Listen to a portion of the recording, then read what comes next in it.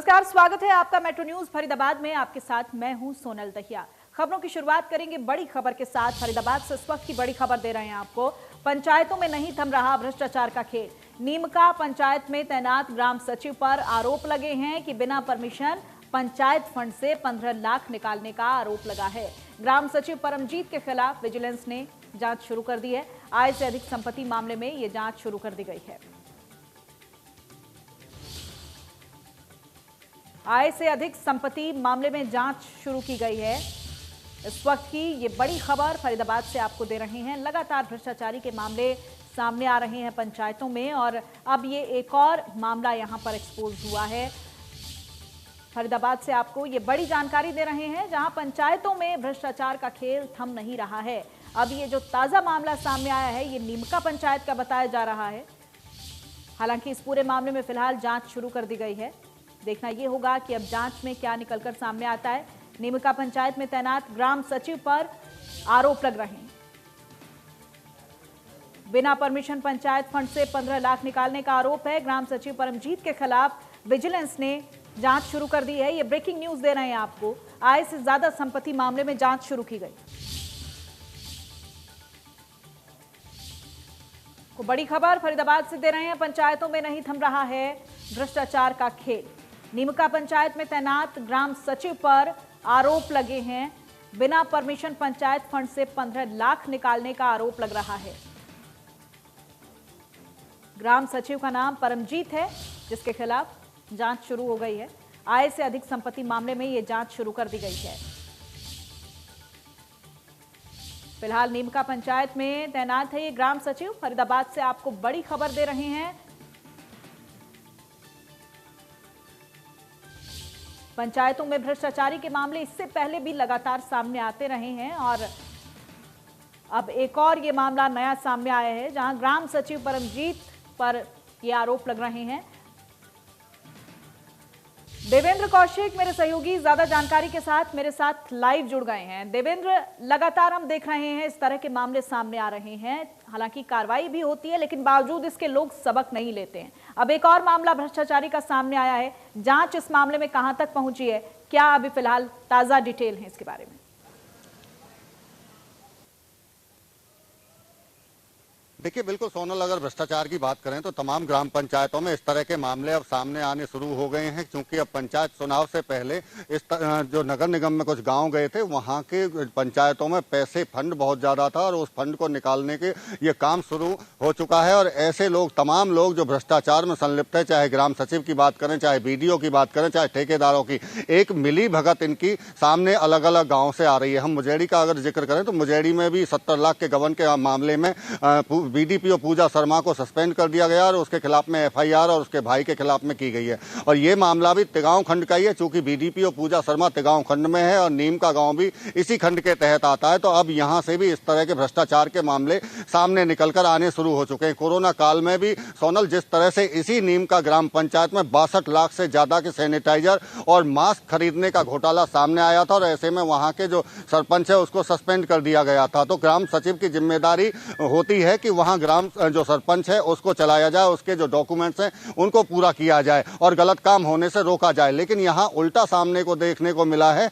कि ग्राम सचिव ने खुद उसमें भ्रष्टाचार के मामले में संलिप्त होता हुआ दिखाई दिया है और ग्राम सचिव जो परमजीत है उसके खिलाफ में आय से ज्यादा संपत्ति के मामले में विजिलेंस की तरफ से जब जांच शुरू की तो उसमें भी वो शामिल नहीं हुआ और कई बार बुलाने के बावजूद जब शामिल नहीं हुआ तो विजिलेंस की टीम की तरफ से डीडीपीओ कार्यालय और डीसी को, यहां तक कि जिला उपायुक्त को पत्र लिखना पड़ा और सख्त, बेहद सख्त भाषा में यह पत्र लिखा गया जिसमें साफ तौर से परमजीत पर आरोप लगाए गए कि वो बार बार कहने के बावजूद भी जांच में शामिल नहीं हो रहा और ऐसे में ये सुनिश्चित किया जाए कि वो जांच में शामिल हो और तमाम जो भ्रष्टाचार के या आय से ज्यादा संपत्ति के मामले में उसमें वो अपने तमाम डॉक्यूमेंट सामने पेश करे टीम के। लेकिन वो उसके बावजूद भी लगातार बचता रहा। ऐसे में डीडीपीओ कार्यालय की तरफ से अब कार्रवाई के लिए जिला उपायुक्त को लिखा गया है और उसके निलंबन के लिए भी सिफारिश की गई है।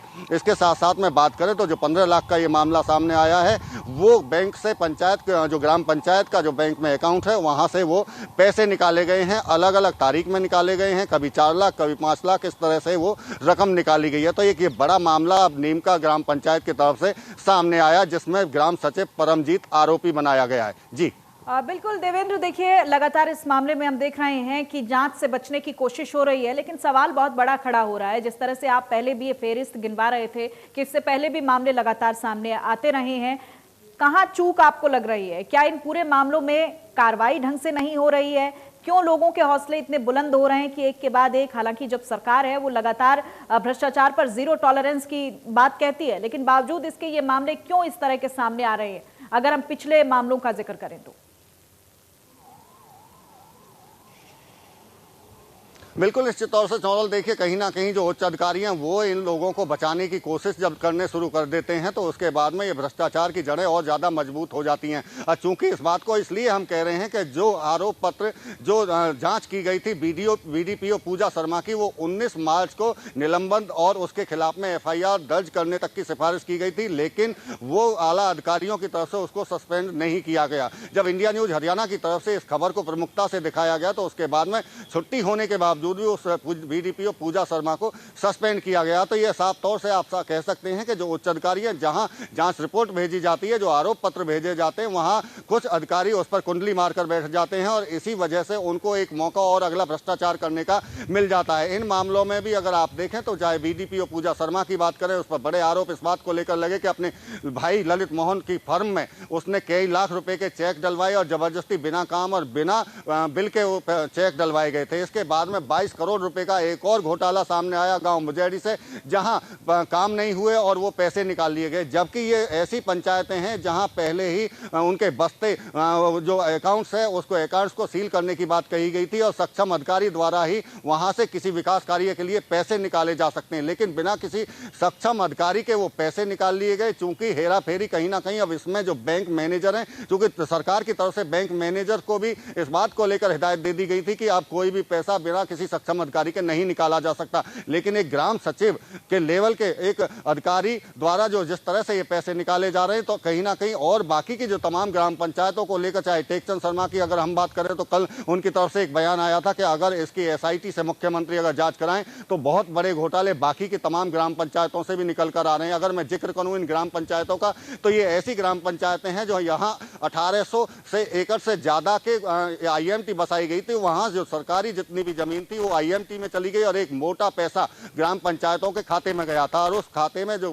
मोटा पैसा गया था उसका ब्याज जो बैंक से मिलता है उस पैसे की हेरा फेरी वहां शुरू हुई। और ब्लॉक अगर तिगांव की बात करें तो वहां बीडीपीओ पूजा शर्मा की तरफ से ये तमाम कारनामे किए गए और इसमें तमाम जो चाहे ठेकेदार हो, चाहे ग्राम सचिव हो, चाहे खुद बीडीपीओ पूजा शर्मा हो, ये संलिप्त पाए गए और इनके खिलाफ में कोई कार्रवाई नहीं हुई। हाँ, हालांकि जांच बार बार की जाती रही, लेकिन जांच का कोई आधार नहीं दिखाई दिया, मतलब जांच का आधार जरूर दिखाई दिया। DC की तरफ से चंडीगढ़ भेजा गया प्रधान सचिव को पंचायत विभाग के, लेकिन उस पर जो कार्रवाई नहीं हुई, इसी वजह से बाकी के जो तमाम अधिकारी हैं वो भी भ्रष्टाचार के मामले में लगे हुए हैं और इसी वजह से ये नतीजा सामने साफ तौर से देखा जा सकता है कि परमजीत जो ग्राम सचिव है उसकी तरफ से 15 लाख रुपए निकाल लिए गए। जी ठीक है देवेंद्र, बहुत शुक्रिया आपका इस तमाम जानकारी के लिए। तो लगातार पंचायत जो है उनमें भ्रष्टाचारी के मामले सामने आ रहे हैं और अब अगली खबर का रुख करते हैं। फरीदाबाद नगर निगम महाघोटाले में भ्रष्टाचारियों को लगातार बचाने की कोशिश की जा रही है। जांच रिपोर्ट में तत्कालीन चीफ इंजीनियर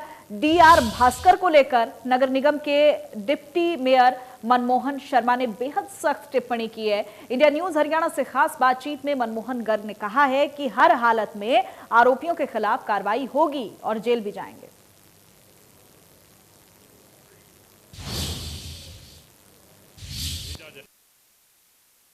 नगर निगम में हुए करोड़ों के घोटाले के मामले में अभी तक चारों जो बड़े अधिकारी हैं उनको बचाया जा रहा है। आखिर उनका बिग बॉस कौन है, ये बड़े सवाल इंडिया न्यूज हरियाणा लगातार उठा रहा है, क्योंकि उनके खिलाफ में जांच रिपोर्ट चंडीगढ़ भेजने के बाद में भी अभी तक कोई कार्रवाई नहीं हुई है। मनमोहन गर्ग हैं, डिप्टी मेयर हैं नगर निगम के, उनसे बात कर लेते हैं। सर, जांच रिपोर्ट पहुंच गई है चंडीगढ़ लेकिन कार्रवाई नहीं हो रही, आखिर? जांच चल रही है भाई साहब, जांच चल रही है। जैसे ही रिपोर्ट आएगी जांच की उसके ऊपर कार्रवाई की जाएगी। जांच के खेल में क्या लगता है आपको कि बचाया जा रहा है उनको, क्या आप बचा रहे हैं? कौन है बिग बॉस आखिर? देखिए, मोदी मनोहर की सरकार में कोई भी नहीं बच सकता है, ये मैं आपको आश्वासन देना चाहता हूँ और सारी जनता को, पूरे शहर को, कि कोई भी दोषी, चाहे वो चीफ इंजीनियर हो, चाहे वो एक्सीएन हो, या जो भी हो, कोई भी बचेगा नहीं। उनके खिलाफ एक्शन जरूर लिया जाएगा। लेकिन सुनने में आ रहा है जो आपकी जांच रिपोर्ट है उसमें आपने एक बेहद सख्त टिप्पणी की है चारों अधिकारियों के खिलाफ। क्या टिप्पणी की है आपने?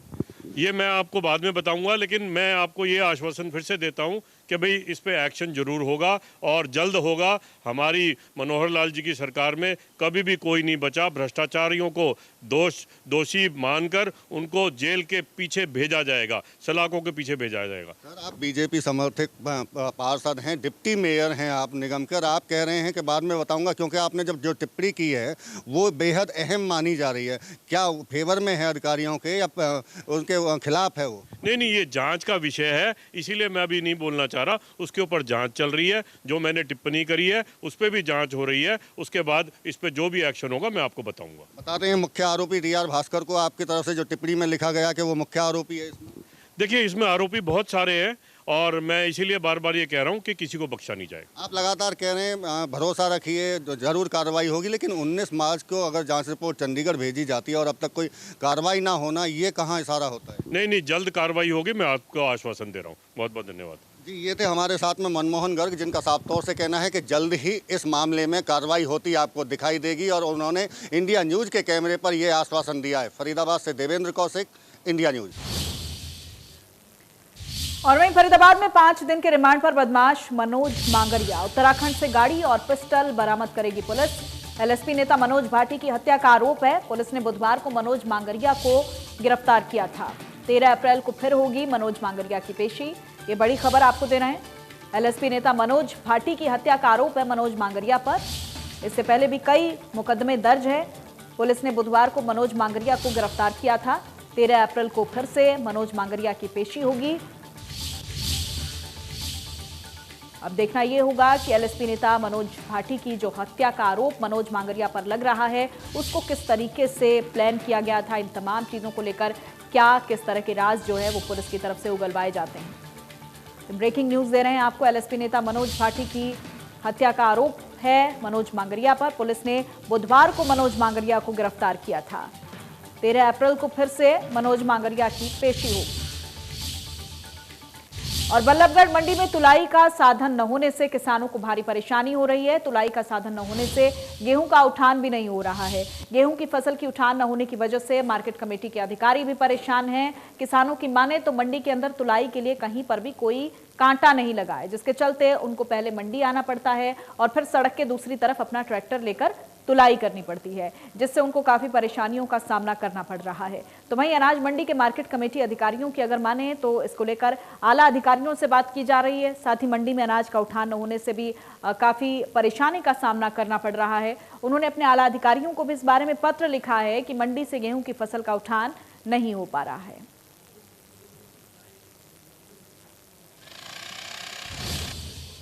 ये कांटे की बहुत परेशानी है। कांटे के जैसे वहाँ से पल्ली साइड लेते ट्रैक्टर को तो एक्सीडेंट होने का बहुत खतरा है। फिर वहाँ से फिर उल्टे बस स्टैंड ले जाओ जब ट्रैक्टर को लाओ, बहुत परेशानी आ रही है इसमें। कांटा हो तो अपना सीधे मिनट भीतर आ जाए, टेंशन खत्म है। यहाँ कांटे की बहुत ज़्यादा समस्या है जी।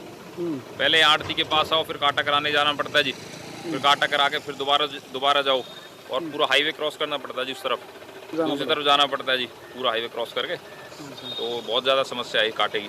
मंडी में कांटा हो जाए तो बहुत ज़्यादा किसानों के लिए, सब भाइयों के लिए ज़्यादा हो जाएगा सुविधा। जो किसानों की दिक्कत है धर्म कांटे की, ये आने वाले समय में क्लियर हो जाएगी, क्योंकि हमारी जो मंडी अब इनाम के अंतर्गत आ गई है, जिसमें जो कांटे का है वो अंदर मंडी के अंदर ही प्रोविज़न कर दिया गया है। तो आने वाले टाइम में यहाँ पे धर्म कांटे की कोई दिक्कत नहीं रहेगी। देखिए जी, हमने इस बारे में संबंधित एजेंसी को जिन्होंने खरीद करी है उनको अवगत करा दिया है कि पूरी मंडी में इस वक्त लिफ्टिंग की पूरी समस्या आ रही है। किसानों को गेहूं डालने के लिए जगह नहीं है। इस बारे में उनको पत्र भी लिख दिया है और साथ में फ़ोन भी कर दिए हैं, और जो संबंधित अधिकारी। और वहीं फरीदाबाद में पर्वतीय कॉलोनी के लोगों ने सीवर ओवरफ्लो की समस्या से परेशान होकर शव यात्रा निकाली है। पर्वतीय कॉलोनी से शव यात्रा लेकर नगर निगम फरीदाबाद पहुंचे, जहां पर उन्होंने जमकर नारेबाजी की है। प्रदर्शनकारियों का आरोप यह है कि मुख्यमंत्री के ट्वीट के बाद भी अधिकारियों ने समस्या का समाधान नहीं किया, जिसके चलते उन्हें मजबूरन शव यात्रा निकालनी पड़ी। और इसके साथ ही उन्होंने अपील ये की कि उनकी समस्या को जल्द से जल्द ठीक किया जाए। लगातार हम प्रदर्शन कर रहे हैं, लगातार MLA, पार्षद, नगर निगम सभी अधिकारियों के धक्के खा रहे हैं जी। धक्के खा के परेशान हो चुके हैं। केवल वादे ही वादे, वादे ही वादे हैं। कितनी फाइलें पास हो गई हैं, ये हो जाएगा, वो हो जाएगा, लेकिन हर तीसरे दिन अखबार में छपता है कितना बुरा हाल है, बुरा हाल से भी बदतर हाल है। कोई बाहर नहीं निकल सकता, इतने परेशान है। कोई बुढ़ा आदमी है उसे दवाई दिलाने नहीं ले जा सकते, कोई गर्भवती महिला है उसको नहीं ले जा सकते। कुछ दिन पहले CM तक ट्वीट जा चुका है, एक बार नहीं 2 बार जा चुका है, दोनों बार औरतें कर चुकी हैं। अगले दिन अखबार में भी छप जाता है कि हमने टैंकरों से सफाई कराई। सब झूठ पे झूठ, झूठ पे झूठ। जनता इतनी ज़्यादा परेशान है जो यहाँ पे कम से कम 6 किलोमीटर दूर से हम लोग पैदल आए हैं यात्रा लेके। इतना ज़्यादा परेशान इसीलिए वजह से आ रहे हैं। क्या लगता है विरोध क्या है? विरोधी है, पिछले 9 महीने से कंटिन्यू प्रदर्शन कर रहे हैं। मुर्गा प्रदर्शन कर लिया, कव्वाली प्रदर्शन कर लिया, धरना प्रदर्शन कर लिया। उसके बाद ट्वीट हो गए, मुख्यमंत्री साहब के मामले में संज्ञान में आया है मामला। कमिश्नर साहब के ने वादा किया कि 17 फरवरी से सीवर लाइन डल जाएगी, लेकिन आज की डेट होने तक 8 अप्रैल होने तक भी आज तक सीवर लाइन का आता पता नहीं है। हमारे सारे घर टट्टियों में डूबे पड़े हैं। हम बताइए कि हम कहाँ जाएं? हम लोगों को जीने का अधिकार नहीं है क्या? वादे पे वादे, वादा खिलाफी, झूठा, सब कुछ झूठा। वहीं रहते हैं, वहीं पर समस्या हो रही है। पूरी नालियाँ वालियाँ पूरी जाम हो रखी है, कभी भी कोई सफाई नहीं होती है। कितनी बार चले जाते हैं, नगर निगम भी आते हैं प्रदर्शन। और वहीं देश में कोरोना को अब 1 साल पूरा हो चुका है और कोरोना की वैक्सीन भी आम लोगों के लिए निजी और सरकारी अस्पतालों में उपलब्ध है, लेकिन फिर भी कोरोना बढ़ रहा है, यानी कि कोरोना का खतरा अभी टला नहीं है। फिर से देश में कोरोना के केसेस की संख्या में अचानक से इजाफा देखने को मिला है। ऐसा है सर, हम तो पहली वैक्सीन पे भी जब आए, जैसे पहले आओ पहले पाओ वाला बात है, तो हम आते ही हमें लग गई 10-15 मिनट बैठे।